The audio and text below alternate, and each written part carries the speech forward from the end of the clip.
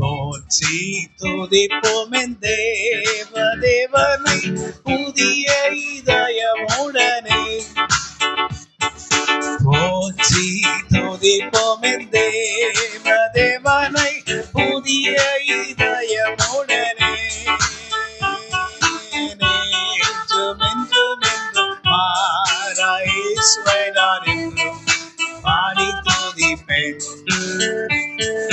நேற்றும் என்றும் என்றும் மாறா இயேசுவை நான் என்றும் பாடி துதிப்பேன். இயேசு என்னும் நாமமே என் ஆத்மாவின் கீதமே.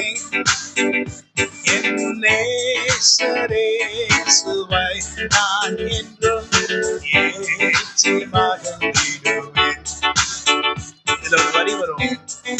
கோர பயங்கரமான புயலில் கொடிய அலைகளின் மத்தியிலே காக்கும் கரம் கொண்டு மார்பில் சேர்த்து வைத்த அன்பை நான் என்றும் பாடுவேன். நிறைய முறை அப்படிதான் நடந்திருக்கேன் வாழ்க்கையில.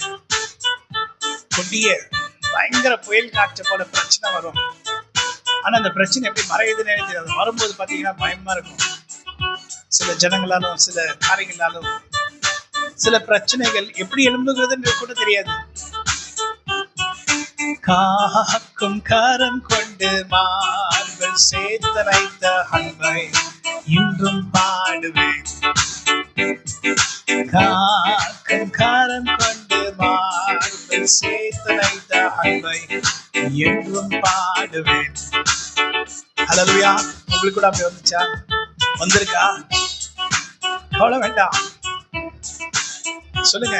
கோர பயங்கரமான புயலில கர்த்தர் என்னை காப்பாற்றினார். இதெல்லாம் ஒன்றும் இல்லை. இதெல்லாம் சீக்கிரமா கர்த்தர் மாற்றிடுவார். நான் எல்லாவற்றிலும் நன்மையானது பெற்றுக்கொள்ள போகிறேன். நான் அவரை துதிப்பேன், அவருக்கு நன்றி சொல்லுவேன். அவர் நிச்சயமா எனக்கு செய்து படிப்பார். எனக்கு விரோதமா எழுப்புகிற பயங்கர ஆயுதங்களா இருந்தாலும் அதெல்லாம் உடைச்சு போடுவாரு. இப்ப இஸ்ரேலுக்கு விரோதமாகவும்